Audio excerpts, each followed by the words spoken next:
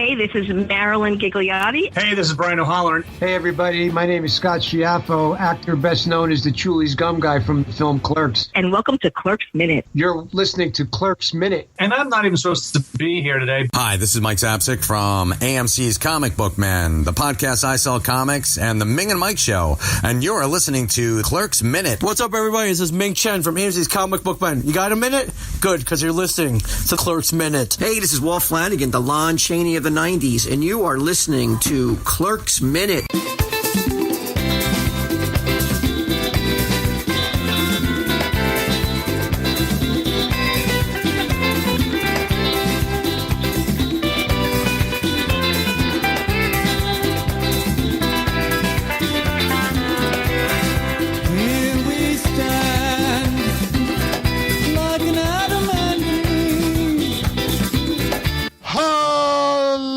Welcome back to Clerks Minute, the show where we're looking back at the 2006 Kevin Smith sequel, Clerks 2, The Shit Hits the Fan, minutes at a time. I'm Blake. I'm Kyle. I'm Mark. And, Mark, Dad, welcome to the show.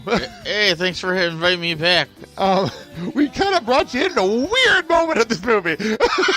Weird? No, it went from weird to extremely weird in about 30 seconds. Yeah, so we are at the tail end of the Donkey Show, just for those who are listening along. No pun intended. We will be playing the song in the background one last time for this episode. But a lot of shit's happening. And this is one of those things where, because we're doing it 2 minutes at a time, and we're back on our 1 minute part, we've had so much to talk about in 1 minute of this. Because we're doing 2 minutes, we have a lot to get through. First of all, when we last left you, Dante was trying to apologize to Emma because she walked out on him making out with Becky. And seriously, how the hell do you apologize for that? Yes. I swear to God, she was trying to give me mouth to mouth. Emma yells, "You fuck!" Kicks him right in the nuts. Oh, what a kick! Like, how much aggression was behind that fucking kick? Oh my God! Only the Giants could use her. Oh, no. The Fakies can use her. Sorry, this is a dated joke. Yeah. Dated joke.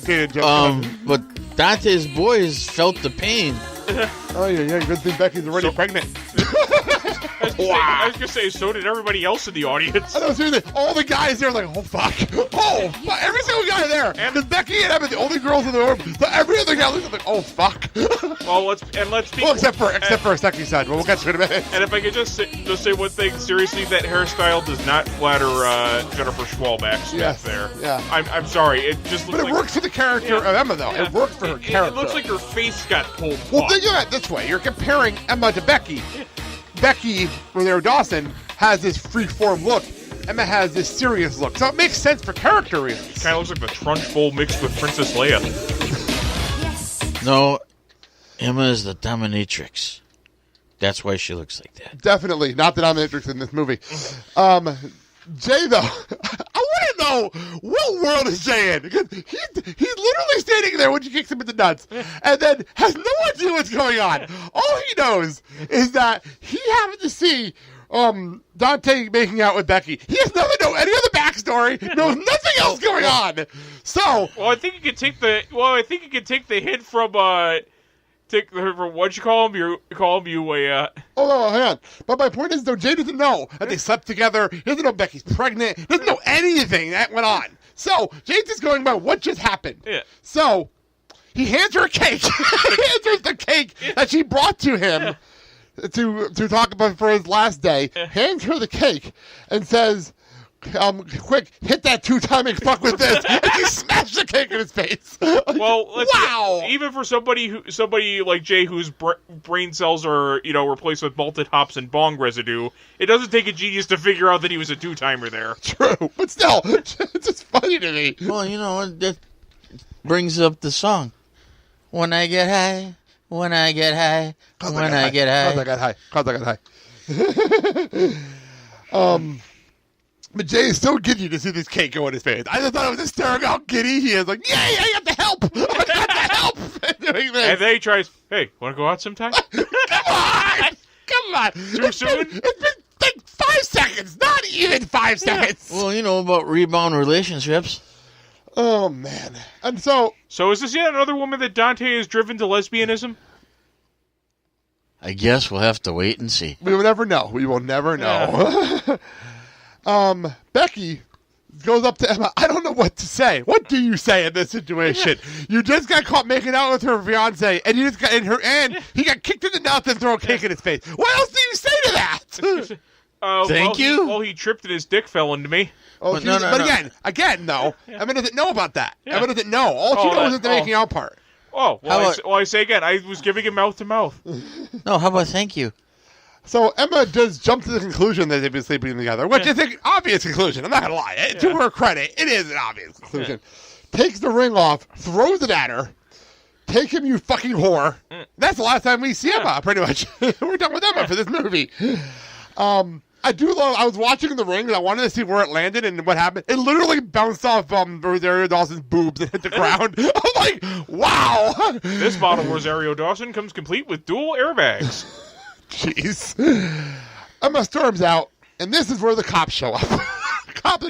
Because if you remember, because this was so long ago, it was such a long time ago for us, especially because we've been doing the donkey show now for a week and a half.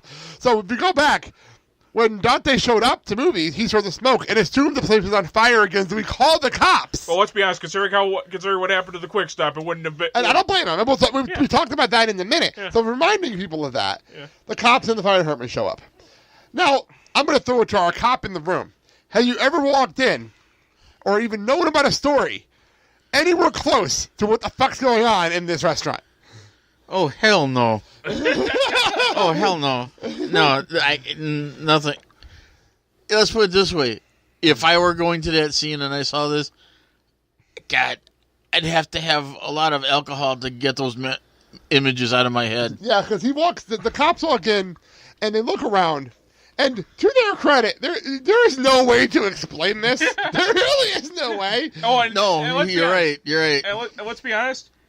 Dad is basically having this no reaction. This is a guy who has seen a lot of grisly shit as a I know. policeman. That's why I asked. This is the moment where he goes, Okay. no, that's a whole lot of no. Okay. Let's talk about the donkey that's in the room. Literally. Yeah. Literally. Still I being mean- fucked, by the way, during all this. Yeah. All this craziness is going on. Yet he's still fucking the donkey. Like, that's the one thing I'd like to know. Like, this has been going on for like 4 minutes now. He's still fucking the donkey. You gotta admire his determination. Well, but before we even get to the donkey, we'll get to the donkey in 1 second. Jay has one of my favorite Jay reactions ever. It's like, oh shit. And he runs the silent bomb and realizes, oh shit, and we got drugs out of it. I gotta go. I'm still on probation, which I will get to when we get to jail. That situation. We'll get to that. But that was funny to me. But then we cut back to Sexy Stud still fucking the donkey. Yeah. By the way, if you're wondering, his character name is Sexy Stud. Yeah. Just wanna note that. Sexy Oh, stud. shit, not again. Gotta finish. Well, yeah, that's my favorite part. Is the fact that, not the fact that this is happening, the fact that this is happening again, and the fact that he needed to finish, and so he went faster. No, I'm like, wait. what? So wait a minute. Has he performed in a restaurant before? No, No, it's with the donkey. And the cops. I think it's a cop-related line. Oh, okay. Like, oh shit, not again. I'm getting caught by the cops. I was gonna say the one with him performing in a restaurant again was far more horrifying. Well, that if you remember earlier in the movie, Randall said it through spaces, and even he said it was weird. Yeah. He said it was weird. So Now- when you hit a line for the sexy stud who's fucking a donkey, Yeah. there's something wrong here. You know, don't get me wrong, but I think So what is sexy... used for protection? Paper or plastic? Oh, jeez. You need it? Oh, my. You're worried about My- impregnating a donkey? Like, what? Wow. You guys went there. Holy cow. We've been doing this for months. Impregnating a donkey? Isn't that what happened with Rosie O'Donnell? What? Okay, moving on. But No, that's what I yeah, said. Go. my whole thing, Sexy Stud, is this is an individual that needs a whole lot of psychotherapy. Because I have no idea where the hell his mind is at. He wants to fuck his donkey.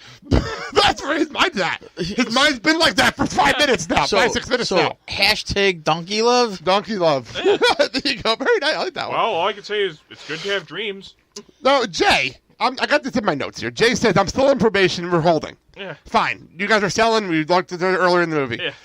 Jay's trying to be responsible here for himself. Like, wait, fuck, I don't want to go to jail. I don't want to deal with this problem. Now, here's the question. There's, we don't address there's a nice this. bit of character development. We don't address this later in the movie. So maybe I'll ask this question here. Do they get the drugs out? Because it doesn't come up later. Yeah. This never comes up. They never get charged for it. They probably immediately ran to the can and flushed I was everything. just wondering because they never get rid of the drugs. I was curious. Which means that there's a whole lot of fish in the ocean getting a little secondhand happiness. No. What you guys didn't realize is they left them at the restaurant. So Jay took his. Oh wait, Kevin. Oh yeah, Bob's not wearing his jacket in the jail cell. Yeah. He's not wearing his jacket. I never thought about that. He changed jackets. Huh. Oh shit, you're right. I didn't think about that. They ditched the drugs and. Because we're looking at the jail. That's not the same jacket for the movies. Oh. He changed jackets before we left. Which is hysterical when they had time to do that. I think it's pretty funny they had the time to do that. There you go. Well, they basically took advantage of everyone being shocked by the donkey show. True. And also the Porch Monkey for Life Jack. Sure. And we have to point out a little cameo. The guy who is outraged by it, Kevin Michael Richardson, everybody. There you go. Well done. Who previously worked with Kevin Smith in the Clerks animated series. Yes. Big parts in that movie. And that show, too. We're talking about that. What's the name of the character that's got that? What would Jesus do underwear with his butt? Oh, that's Elias. We'll get to Elias in a second. Thank you. We have a lot to talk about with Elias in a second.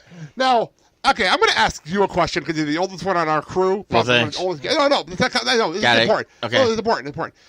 Because I don't know this. As someone who only knows this from this movie. Okay. Is Porch Monkey really a racial slur? It all depends how you say it, where you say it. To a black person, is it a racial slur? Yes. It is? It is. Okay, I've never knew that before this movie. Because here's the thing.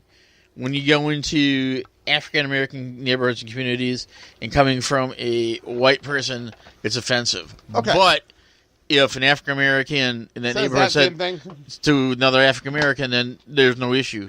By the way, I'd like to know how politically correct Dad's being and how politically correct I'm not being. I just want to know that. I said black person and Dad said African-American. I want to make a note of that. Well, it's probably second nature with the police. Oh, I know. It's just funny to me how non-politically correct I'm being. Now, I was going to say, that reminds me, Jeff Anderson, I think, goes into this in either the special features or the commentary.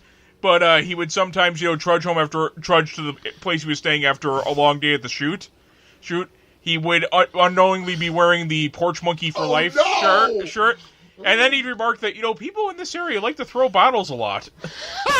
Gee, I wonder why. Well, he didn't know he was still wearing it. That's hysterical. That's very funny. I'm not going to lie. That's very, very funny. He's lucky he left with intact. Yeah. That's very funny. Well, then you can explain. It's a prop for a movie. It's a prop for a movie. I made a mistake. I'm going to take it off. Sorry. Yeah, it's a prop. I don't mean it. I don't mean what it says. It's a prop for a movie. It's cool, dude. We're taking it back. Taking it back. Which is exactly what Randall says to the cop here. Which, again, it's a good point. It's good payoff. It's fantastic payoff for earlier in the movie. Fantastic payoff. But I personally love Silent Bob pointing yeah. Yes, exactly. It's basically that was my favorite part of the scene. Is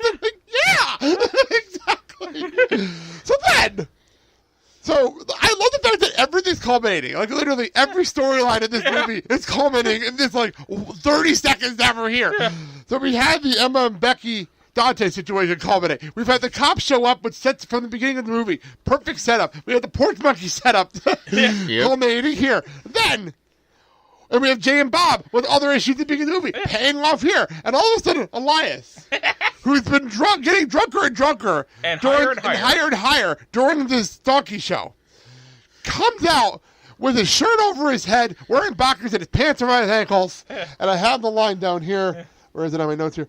I like pussy and beer. Swinging his head, his dollar ring, and I love that. Everyone's like, what the fuck? Everybody, the entire room. What the fuck's going on? It ain't your love that's getting him higher and higher. What? You know what? Maybe Elias came from a fraternity pledge. No. It is Elias has never drank before. He's never gotten high before. This is the first time. It's one of those very strict Christian families. So he's a very religious person, and that's why this is such a big deal. He's never gotten drunk. He's never had any of this before. So he's taking it really weird. And it's culminated through the entire 8 minutes of this donkey show, and that's it. It's ended. So he was previously beating off to the donkey show. Yes, he was in our last minutes. I thought maybe he was like a fraternity pledge or something. No, he's just drunk for the first time in his life. I think he's still in high school. He is in high school, I believe. Actually, you're right. I think he's 17. I think we learned that earlier in the movie. So, That's where we end things with Elias drunk, walking around in his underwear, which is just hysterical. And even Jay and Bob look at him like, what the fuck? Even they look at him like that. And I love Randall